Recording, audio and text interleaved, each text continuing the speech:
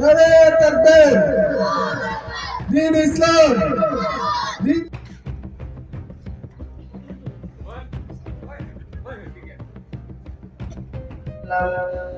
كن في الدنيا كأنك غريب صلى الله على আপনারা যারা বাইরে আছেন কথাবার্তা صحابي الذين هم نجوم الهداية وناشر الفرقان এই ভারতে সব ধর্মাবলম্বী মানুষের অধিকার আছে।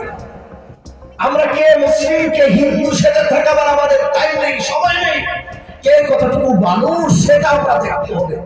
লাকুম দীনুকুম ওয়ালিয়া দীন, তোমাদের ধর্ম তোমাদের কাছে, তাদের ধর্ম তাদের কাছে। সুবহানাল্লাহ। মন্দিরে ঘন্টা বাজবে, মসজিদে আযান চলবে, এটা হচ্ছে ভারতের সংস্কৃতি, এটা হচ্ছে ভারতের গুণ, এটা হলো আমাদের ভারতের ঐতিহ্য, ইতিহাস। মন্দিরে চলবে ঘন্টা আর মসজিদে চলবে আযান। তো শুনুন, আমাদের ঋগ্বেদের মধ্যে বলা হয়েছে যা ভেরি সর্বভূতি শান্ত হবে। তিনি বলেছেন দুনিয়ার মানুষ যত দেবদূত এসেছিলেন শান্তির বাণী নিয়ে এসেছিলেন, ঐক্য নিয়ে এসেছিলেন, ভালোবাসা নিয়ে এসেছিলেন। সুতরাং এই পৃথিবীতে ভালো কাজ করে যাওয়ার জন্য এরা এসেছে। যে বলা হয়েছে মৌদেব ধীতা দেবে দকারন্তে প্রকৃত তাকে সরাঙ্গ বক্কয়তে সাদামে ভাষাস্তে শিরা।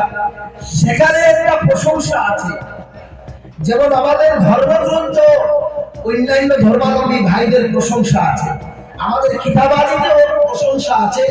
যেমন আমাদের মুহাম্মদ সাল্লাল্লাহু আলাইহি ওয়াসাল্লাম বলেছেন চতুর্দিকে মুসলিম, সংখ্যার এবং মুসলিম থাকবে, চতুর্দিকে মুসলমান, আর মধ্যকালে যদি অন্য ধর্মাবলম্বী কেউ থাকে আর তাকে দুর্বল পেয়ে, তাকে আপনার মাইনরিটি যদি কোনো ধর্মাবলম্বী হয় আর তার উপর জুলুম নির্যাতন করেন, তাহলে নবীজি বলেন কিয়ামতের ঘাটে কঠিন পরিস্থিতিতে আমি রাসূল ওই মুসলমানের বিরুদ্ধে মামলা দায়ের করব।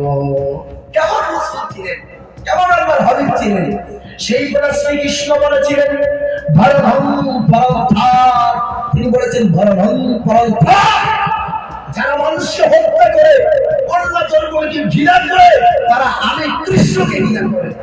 জুড়ে বলতে আল্লাহ সুবহানাল্লাহ।